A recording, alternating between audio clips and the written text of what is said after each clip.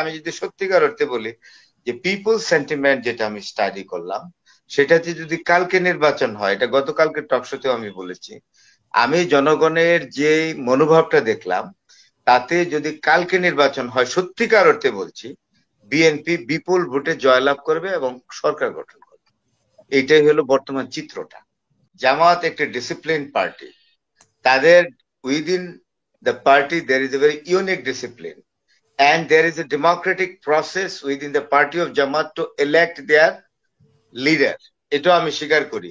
তো যে বিষয়গুলো এখন ঘটছে, যেমন ধরেন আমি যদি সত্যিকার অর্থেই বলি, রাগ ডাক না রেখে, যে 5ই আগস্টের পরে, বিপ্লব আন্দোলনের পরে যে স্পেস তৈরি হয়েছিল, সেই স্পেসে জাতির একটা আশা ছিল, একটা আকাঙ্ক্ষা ছিল।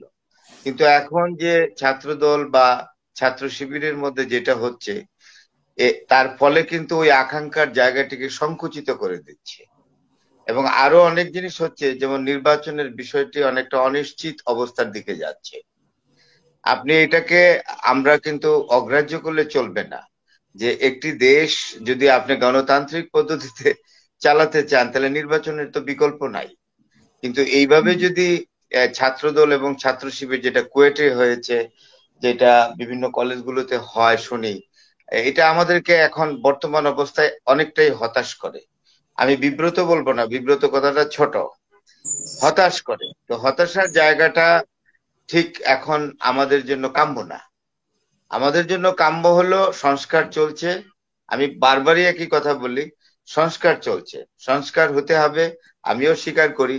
কারণ অনেক কিছু সমস্যা হয়েছে এই বেশ দুই দুই দুই আড়াই দশকে, অনেক কিছু সমস্যা হয়ে গেছে। সেইগুলোর যদি আরো প্রথম দিক থেকেও যে সমস্যা ছিল না তা না, বাংলাদেশ হওয়ার পরেও থেকেও যে আমাদের প্রবলেম ছিল না তা না, সেইগুলোর উপরে হাত দিয়েছে। সংস্কার হচ্ছে, সংস্কার হচ্ছে আপনার সংবিধানের সংস্কার হচ্ছে, প্রশাসনের সংস্কার হচ্ছে, জুডিশিয়ারিতে সংস্কার হচ্ছে, আরো অন্যান্য দিকে ব্যাংকিং সিস্টেমে, ফিনান্সিয়াল ইনস্টিটিউশন গুলোতে, সবকিছুতেই পলিসি আসছে নতুন, যেটাকে আমরা সংস্কার বলছি। কিন্তু প্রশ্নটা কিন্তু ওই জায়গায় যে নির্বাচনটাও কিন্তু দিতে হবে। সংস্কারে আমি কিন্তু একবারও বলিনি যে সংস্কার আমি চাই না, অবশ্যই চাই।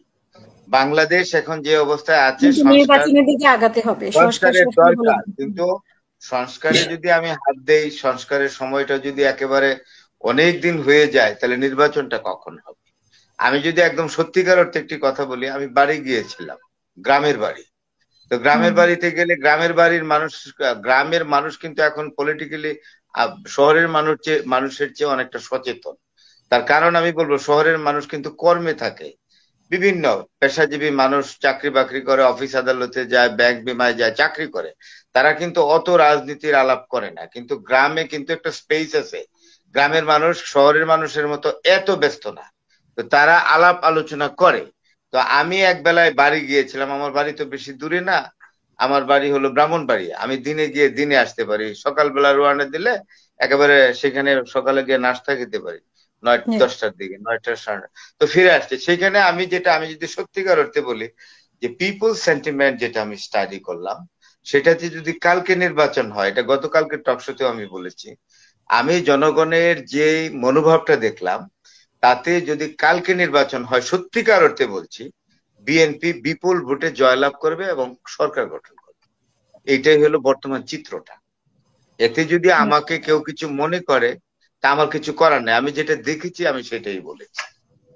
আমি মানুষের সেন্টিমেন্টটাকে যাচাই করে বলেছি।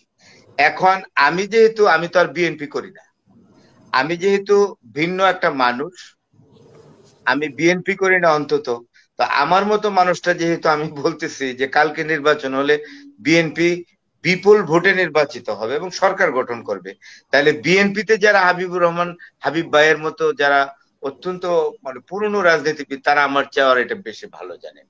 তাইলে তারা কেন এই সুযোগ ছাড়বেন যে একেবারেই তো নির্বাচন হলেই তো আমরা ক্ষমতায় যেতে পারি? সুতরাং এটাতে একটা অস্থিরতা তো আছেই, বিএনপির অস্থিরতা আছে, অন্যান্য রাজনৈতিক দলগুলো যারা আপনার নির্বাচন করতে চায় তাদের মধ্যে এক ধরনের অস্থিরতা কাজ করছে যে কখন নির্বাচন হবে, কখন হবে। এটা কিন্তু সত্যি কথা। আর আরেকটা অনেকেই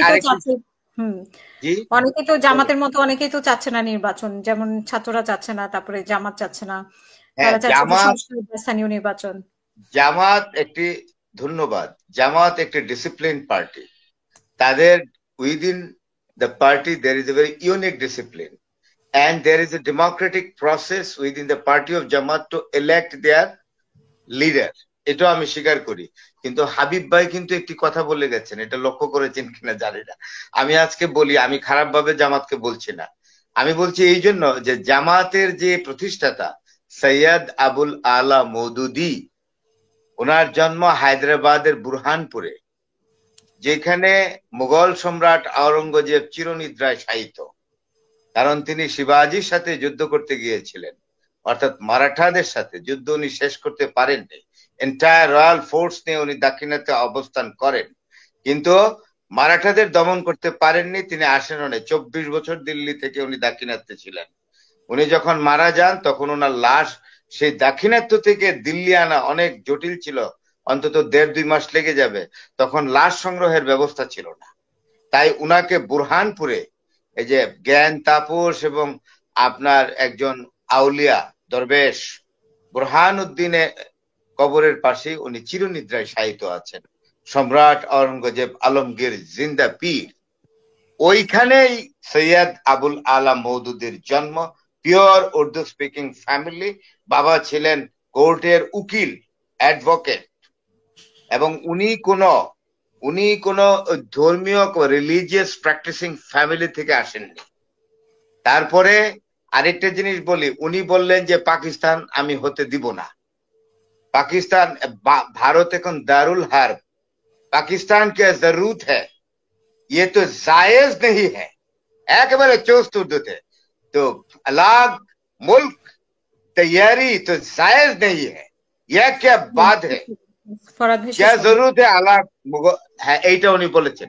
জিন্না সাহেব ওনাকে দাওয়াত করেছিলেন যে মৌলানা সাহেব এইভাবে বলবেন না, আমাকে let me create the state first, then আপনি এটাকে ইসলামিক রাষ্ট্র করেন, যাই করেন। কিন্তু উনি মানেননি, একেবারেই মানেননি। তারপরে কি হলো, 47-এর পর 1947 সালের 14ই আগস্ট যখন দেশ ভাগ হয়ে গেল, ভারত যখন পার্টিশন হয়ে গেল, ওয়ান ফাইন মর্নিং উনি ওনার শাগরিদদের বা ফলোয়ারদের বলে আসলেন যে আমি লাহোরে চলে যাই, তোমরা আমার মিশন ইন্ডিয়াতে চালিয়ে যাও। তো উনি চলে আসলেন লাহোরে, একটু সংক্ষেপ করতে এবং হবে। সেখানে এসে তো সমস্যাও হলো। আমি যেটা বলি যে 1962 সালে দাঙ্গা হয়েছিল লাহোর শহরে, এবং কাদিয়ানীদেরকে অমুসলিম ঘোষণা করা হলো, এবং সেখানে অনেক লোক মারা গেল। এই জন্য সৈয়দ আবুল আলা মওদুদী সাহেবের তো ওনার প্রসিকিউশন চলছিল এবং ওনার ফাঁসির অর্ডার হয়ে গিয়েছিল। সেখানে আইয়ুব খান প্রেসিডেন্ট মার্সি করে he was exempted from the capital punishment, এটা তো আমরা সবাই জানি।